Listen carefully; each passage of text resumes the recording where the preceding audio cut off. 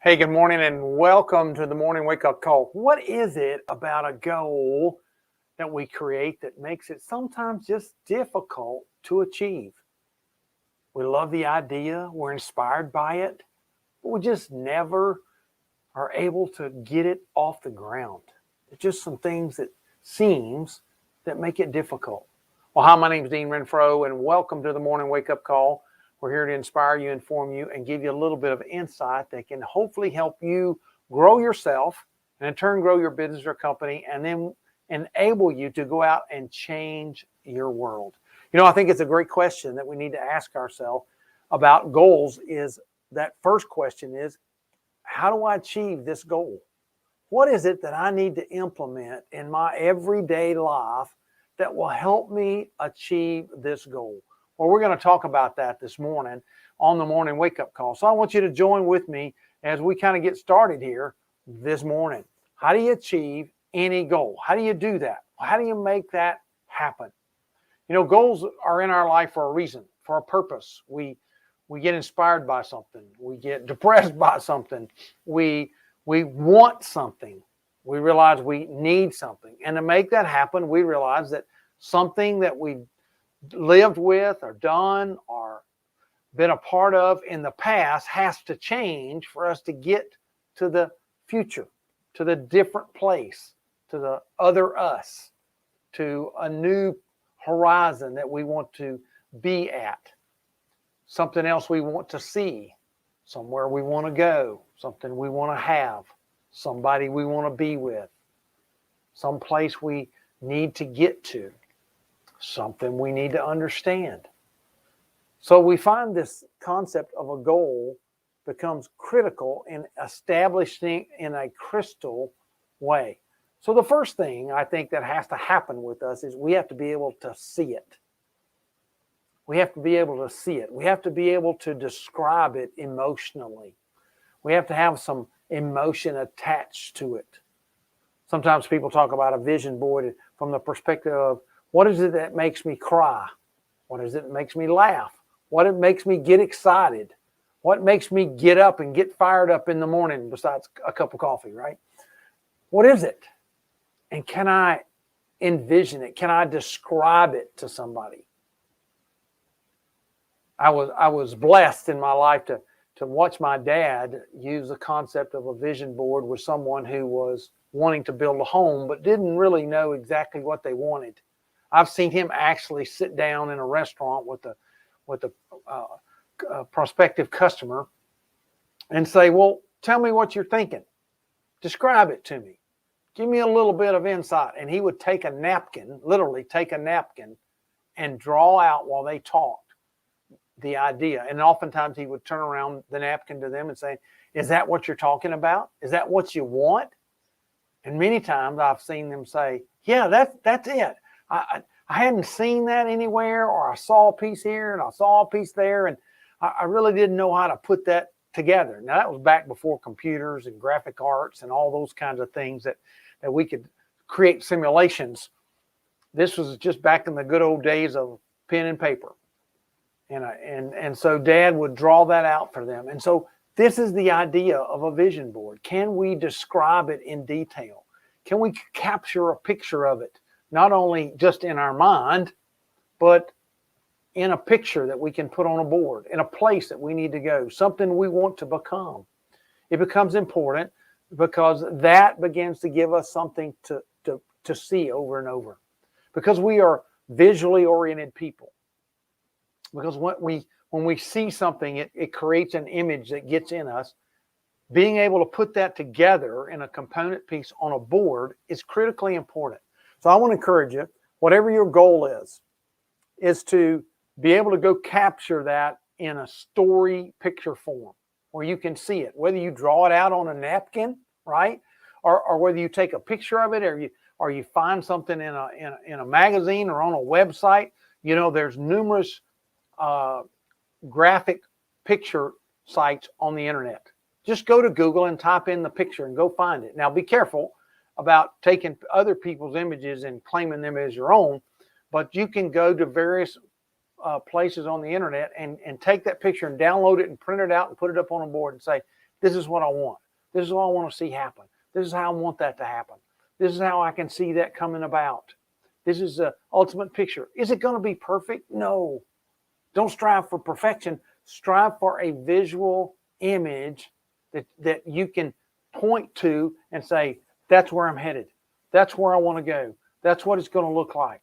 That's what I desire to do. And if somebody else were to ask you, which is one of the next steps, is you need to share your goal. People need to be able to see your vision board and say, well, what's this about? Tell me the story. And you're able to take the pictures on the board and give them a story, because you can share your goal in concrete form, in visual form, in timelines, in actual steps. Well, here's what I've got to do. Because people are going to inevitably ask, how are you going to do that? How's that going to happen? I'm not too sure about that. What does that mean? What does that look like? You may not know exactly what all that looks like, but you can still share it. What does sharing do? It creates accountability.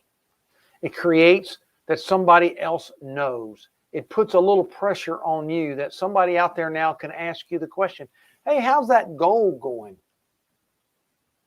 And most people I know want to be able to give a positive answer to that. The last thing people want to do is drop their head and look down and go, well, it's not going too good because I hadn't been doing it. But once you share it, it gives you someone to talk to about it. They may not know anything about what you're trying to accomplish, but I guarantee you most people are interested enough in you and what you're trying to do to be there for you in accountability. And if you don't have those people, go find them. If the people that are around you when you share your goal are all negative and ugly about it and want to put you down for it, drop those people and go find somebody else. Drop them and go find somebody else. Because I'm telling you, there's people out there that want to hear what you're wanting to do. Matter of fact, you can respond right here in our podcast this morning and say, hey, here's one of my goals. I want to share it while we're in here today. I remember when I shared my goal of I want to lose 30 pounds before Christmas. I got to 28. Oh, by the way, yesterday or this morning, actually, when I got up was 30 pounds. A few days behind schedule, but I made it 30 pounds. I lost 30 pounds. I had a goal. I had something on the wall that I could mark off. Every time I lost another half a pound or a pound, I would mark that off. It was visual for me. I had a scales that I got on every day that gave me my exact picture of where I was. I didn't have to guess. I didn't have to go, well, I think I lost a few pounds. It kind of feels like it. I knew exactly. Oh, I didn't. Or I only lost this, or I gained a pound. Okay, so I knew right where I was, and I could share that. Well, I would share that with my wife, my life partner, and say, well, didn't work. I don't know what I did, but something didn't happen today, or something like that. So I was able to have a vision board. I was able to share my goal because it was important. And third, my goal was manageable. I wasn't trying to lose 30 pounds in 5 days. I wasn't trying to do something that couldn't be done, but something that could be done. Things I could plan for and take steps toward. You see, one of the things about your goals, and I've shared this before, is the ability to what I call re-engineer it. Go to the end and then back up every day from there, every day from there, every day from there. So I knew in this 60-day time period that I was looking at that I had to average a half a pound of loss a day. That was easy to figure out. Why? And that was manageable. That was a doable thing. But part of that comes about in managing your goals is to be able to have the steps. So if my goal this year was to be at 200 pounds for the whole year, then what I need to do is, okay, that's 12 months. What do I need to lose? Well, at this stage right now, I only need to lose 1 pound a month. Is that doable? Yep, that's pretty doable. But I still need to map that out. How would I do that? What all is that going to affect in my life? Am I going to need to do that? And so I would encourage you in managing your goal. I use a certain kind of planner that helps me do that. I'm going to show you what that looks like. as a finished product. I'm going to bring that up here and I'm going to make myself big. But I use a planner like this that lets me map out my stages. So I can look, and then when I go to pages over in my planner, I can like here's next week, not this week, but next week, I've got a blank page here, and I can map out everything I need to do, the goals I need to have, the steps I need to take each day, what needs to happen, what's my to-do list, and that kind of stuff, all connected to the goal for the month. That helps me make it manageable. Because I find that for so many people, the reason they can't get their goals done is because they're not manageable. There's too many unknowns. They haven't thought about all the steps. So my planner concept helps me do that. It helps me put that in place so that it's all mapped out. So then I can go to the end of the year and I can map out 12 months. Here's the months. Here's they're broken down. Is this manageable? And then I can take each month and break down to 4. Is it manageable? And then I can take each of the 4 and break it down into 7s and say each day, here's some things that need to happen. Here's some things that need to happen. So I would encourage you to create your goals that are manageable by being able to map them out. Then set a deadline. It is so crucial to have a deadline. If you're going to say, I'm going to reduce my debt this year, okay, that's fine. You got this year, but it's not. Give it a real date, a date on a calendar, so that every time you look at, December the 31st, 2022, you know where that date is, and you know what has to happen every day between now and then. Don't just in your mind, plant some figurative idea, but a real deadline. And I would encourage you to put real details with it. So if you're in debt $10,000, you can say, I'm going to reduce my debt by $10,000 on December the 31st, 2022. I will be even in what I owe. I will owe no one anything. Okay, man, you can begin to map that out. You can begin to look and say, what do I have to do every day? Do I need to save $1 a day to be able to have $10,000 by then? Do I need to save $20 a day? What is it in my budget? What is it? Write down all the expenses, put them in a book and say, okay, what can I go to work on with a deadline? So a deadline might cause you to say, okay, today for an hour, I need to work on something, or for 30 minutes. And so again, I use a very simple tool. It gives me a deadline. I just turn on the dial and know for the next so many minutes, whatever that is, from 5 minutes to 30 minutes to 55 minutes, I've got a deadline. I can hear it ticking. I know it's going to ring in a minute. Now, is it the end of the world when it rings? No. But because I got my planner, I can go, okay, tomorrow at this time, I'm going to work on this again for another 55 minutes or 35 minutes or 45 minutes. It gives me a deadline. And then I think number 6, be realistic.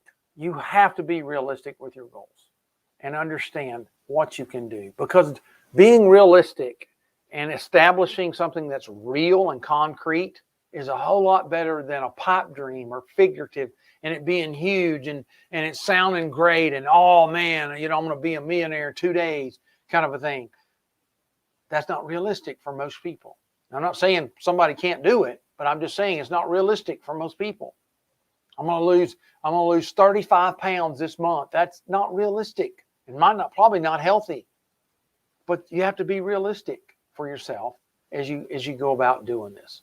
So I hope today has been a good help for you. I would encourage you to go to our website, themorningwakeupcall.com, and subscribe so that you can get these and every podcast delivered to your inbox Monday through Friday of each one of our calls. And it gives you opportunity to go back and listen, because I know we all probably are going to miss some here and there, but it gives you that opportunity. So we really do thank you for being with us today. We encourage you to come back to be with us tomorrow as we continue our journey into January, talking about how do we get to where we want to go? How do we accomplish our goals like we never have before? in 2022. Tomorrow, I'm going to be talking about one big enemy. It's called the drift. The drift. There's a drift in a lot of different things. I'm going to be talking about that tomorrow. Again, thanks for being with us. Appreciate you being here. We'll be seeing you tomorrow on the morning wake-up call. See you then.